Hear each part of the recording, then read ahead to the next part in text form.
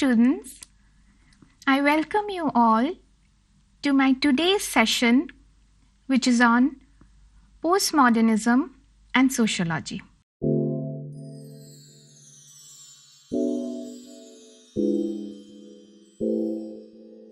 In this lecture, I will be talking about the relationship between sociology as a discipline and the theoretical turn of postmodernism. As you all know, that postmodernism is not an unfamiliar term today in most academic discussions. Having its roots in the Western theoretical tradition, this term, however, seems to be one of the most difficult ones to have a precise definition.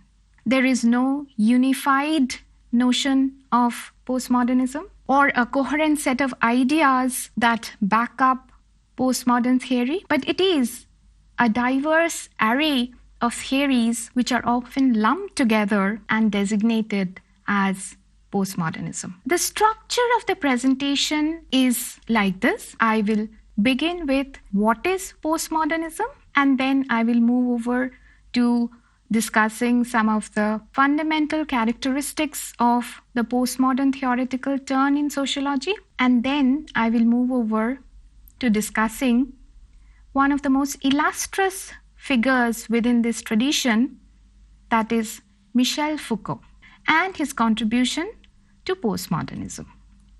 And finally, I will discuss the implications of the postmodern theoretical turn for sociology as a discipline.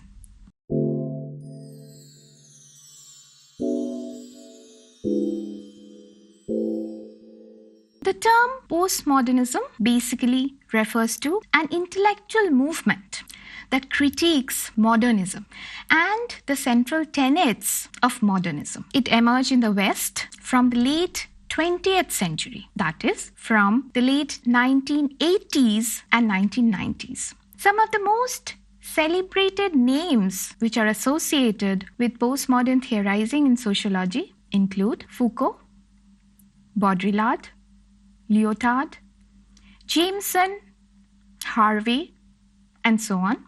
I will deal briefly with the term postmodernism itself. The term postmodern indicates a passing off of the phase of modernism. It indicates a discontinuity with the phase of modernity and the coming in of a new phase. Scholars have emphasized the need to develop a new theoretical framework to look at this new phase. And this new theoretical framework develops a critique of the knowledge systems of the phase of modernity. What is modernity? Modernity is usually identified as a historical phase following the Middle Ages or feudalism. The theoretical discourses of modernity championed reason as a source of progress in knowledge as well as in society. It is largely inspired by the works of the great Enlightenment thinkers such as Descartes and Kant. Postmodern theorists argue that there are certain fundamental social changes which are being witnessed at this moment, which perhaps require a new way of theorizing about it. Postmodern theory essentially tries to explain these processes of social transformation underway.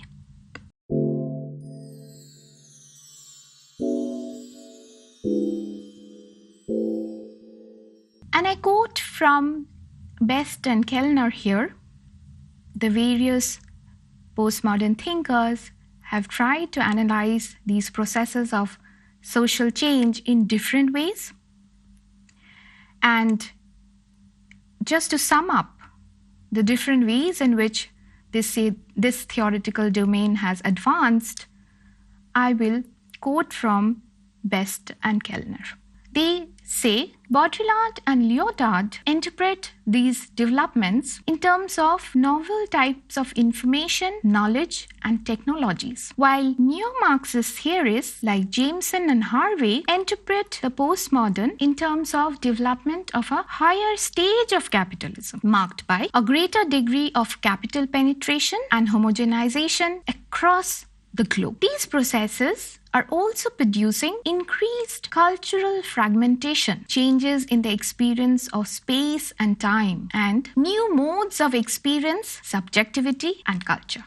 I will now discuss some of the fundamental postulates of postmodern theoretical tradition. First, it moves beyond the claims of universal knowledge and meta-narratives. Instead, it focuses on hybridity and differences. Second, it focuses on the question of representation, how knowledge is represented by the knower and the one who produces knowledge. All knowledge, according to this tradition, is a representation. And as representations, they are individually as well as socially constructed.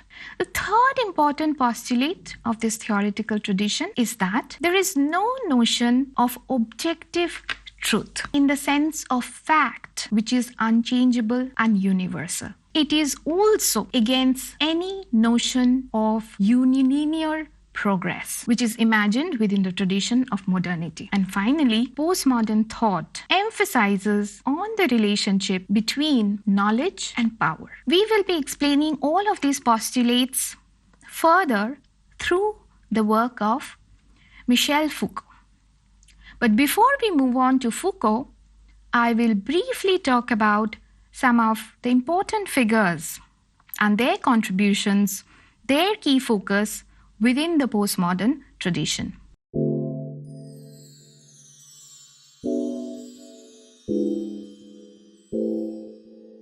To begin with, Jean Baudrillard. Baudrillard foregrounds in his work the problem of representation. He suggests that what we think of as reality is a reflection of language and other signs. And he describes a crisis of representation in the postmodern phase. He argues that representation of any sort may become impossible in postmodern societies, as that the line between representation and real is slowly collapsing. So in a postmodern world, Bourdieu describes representations have erased the reality, because what we have is what he describes as simulacra, that is, copies without original, which are reproduced over and over again. We have lost sight of the original and copies are being made of the copies.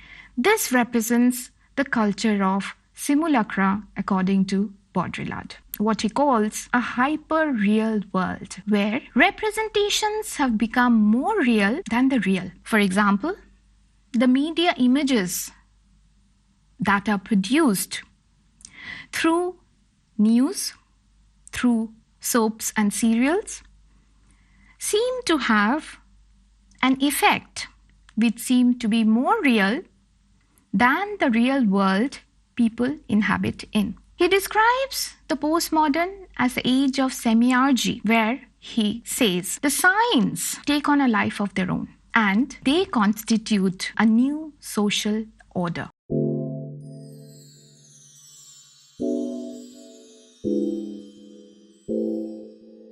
Moving on to Lyotard and his most celebrated work, which is titled as The Postmodern Condition. This work basically seeks to build a postmodern epistemology that focuses on representation and largely deals with the issue of language. Postmodern epistemology, Lyotard argues, is against modern epistemological meta-narratives and stands for heterogeneity, plurality, and the local determination of local rules.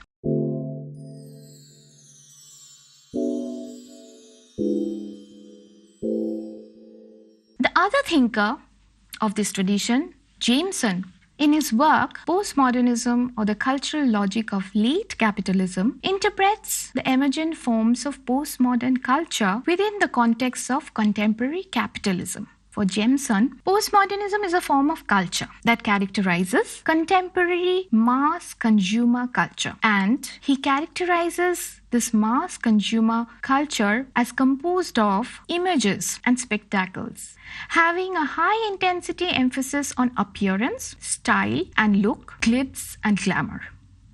By understanding the new forms of global capitalism and culture that are emerging, Jameson arrives at his postmodern theorizing.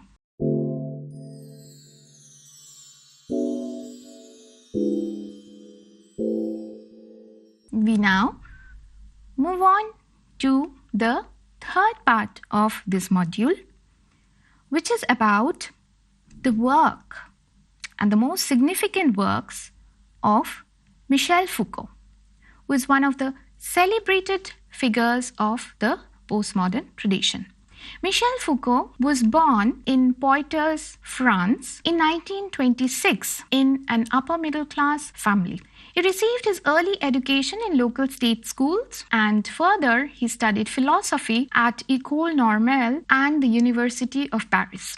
Foucault taught in French departments in Sweden, Poland, and Germany during the 1950s and returned to France in 1960. He began his teaching career in France at the University of Clermont-Ferrand and later taught at the Collège de France for the rest of his life.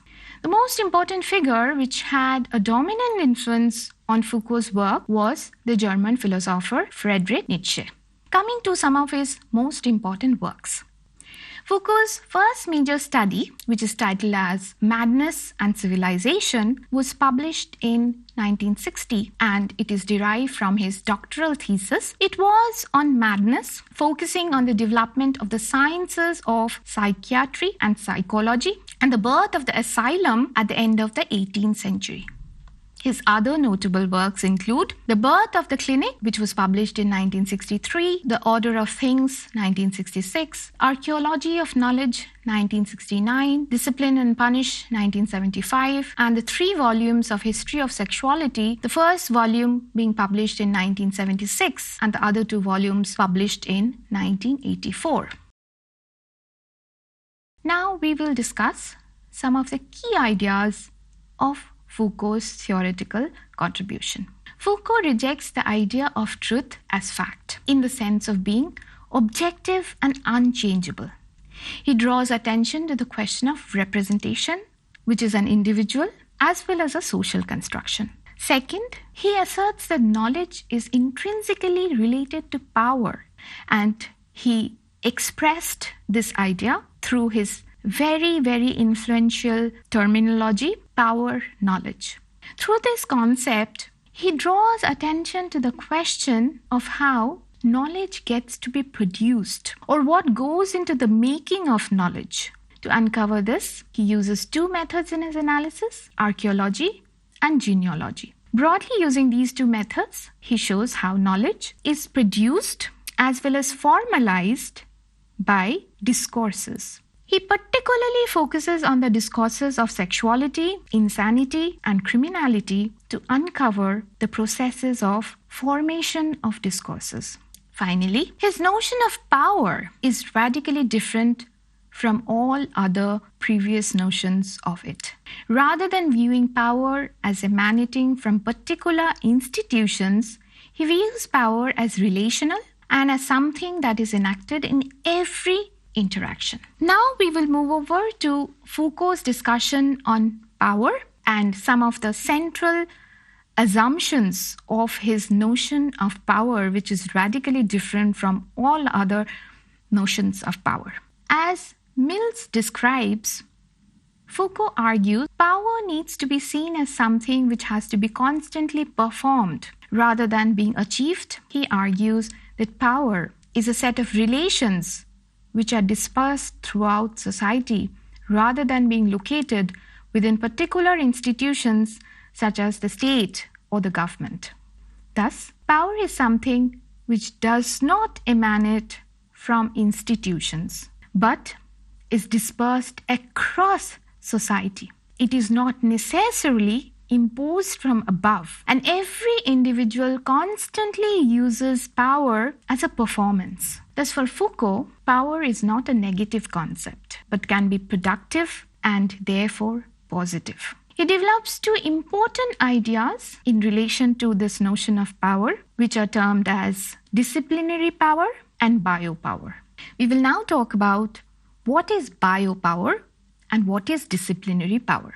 We will begin with his idea of disciplinary power. The idea of disciplinary power was developed in his work, which is titled as Discipline and Punish, published in 1975. And in this book, what it does is to describe the transformation and the nature of punishment as a method of exercising power in the different eras in Europe. The transformation from methods of public execution to the methods of incarceration and surveillance. He does not perceive this change in the method of punishment used by the authorities as something which is necessarily progressive. And he argues that the transformation of the method of punishment simply implies a shift in the nature and the locus of power. A transformation from sovereign power, where the locus of power lies with the sovereign, to new forms of power, wherein power now resides within the social body. To continue with his idea of disciplinary power, I have to bring in a related notion which he develops, which is called self-discipline. It refers to the process by which the techniques and procedures which are used to regulate individuals in institutions such as the prison, the clinic, the hospital, they become a way of behaving in general. Thus, discipline consists of a concern with control, which is ultimately internalized by each individual. Self-discipline simply refers to the process of disciplining of the self by the self. The most important concept that he uses to understand this idea of self-discipline is that of the panopticon. The panopticon is basically an architectural device which was described in the 18th century by the thinker Jeremy Bentham. What is a panopticon? Panopticon is a technique of arranging people in a way that, for example, in a prison, it is possible to see all of the inmates without the observer being seen and without any of the prisoners having access to one another.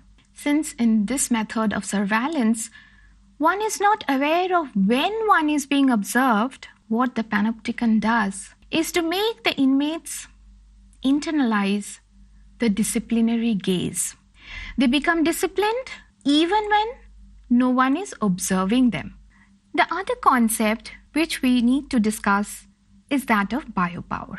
The idea of biopower refers to a mode of political rationality that justifies administration of the population as subjects and the subjugation of their bodies to ensure, sustain, and multiply life, to put this life in order. This is what I quote from Foucault himself from his work History of Sexuality, which was published in 1976.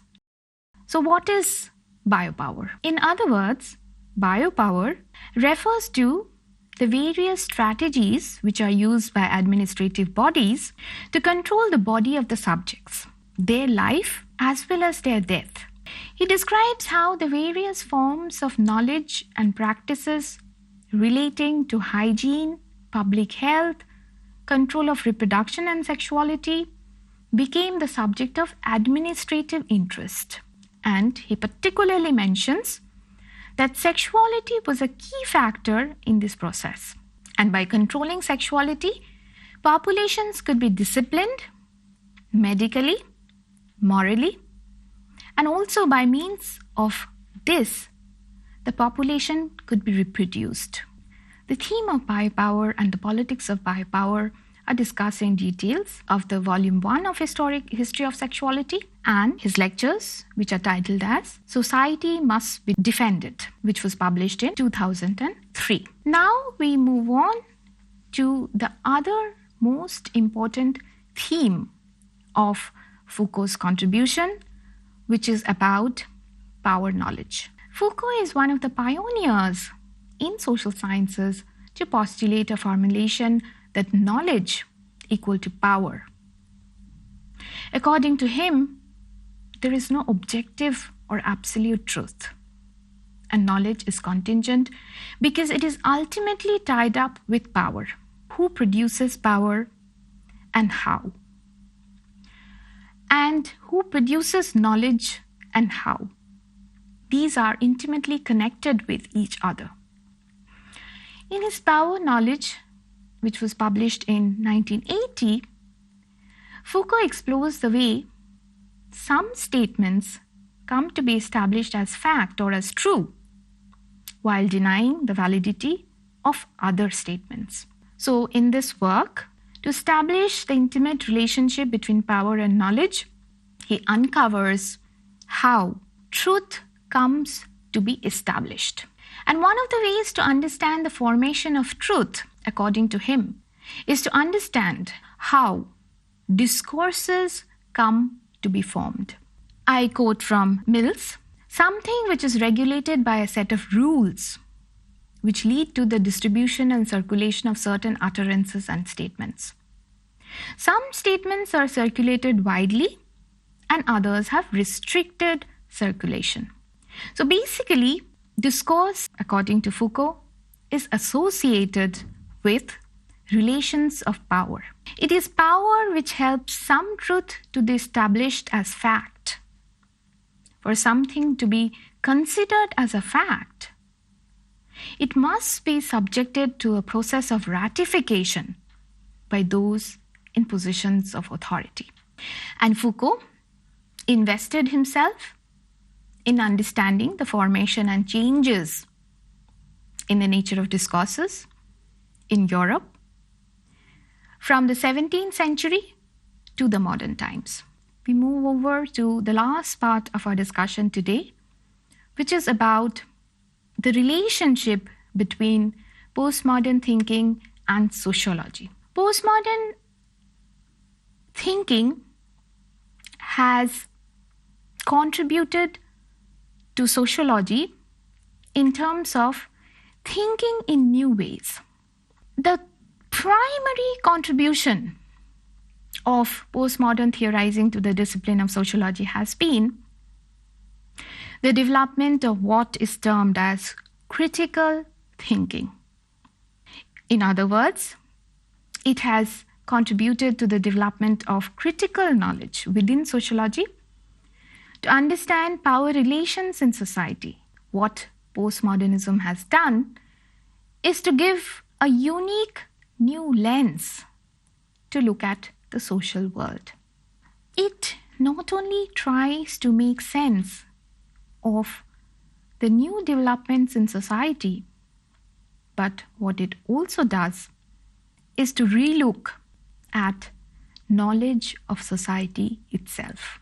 Basically, what it has done is to help to critically look at some of the conventional ways of theorizing which have been practiced in sociology so far and which has been associated with modernity, which emerged from the post-Enlightenment period.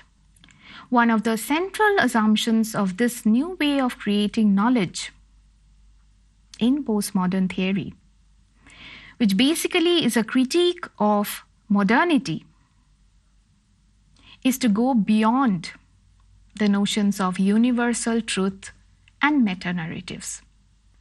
It asserts that social phenomena is best understood through perspectives which emphasizes on differences, hybridity, and fluidity.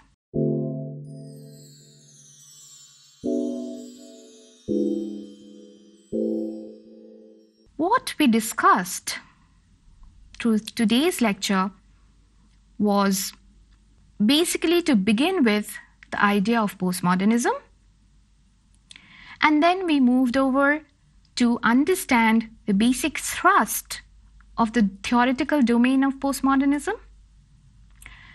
Then we discussed some of the primary works of one of the key figures of postmodern tradition, Michel Foucault, and some of his most important concepts, which has redefined the domain of postmodernism.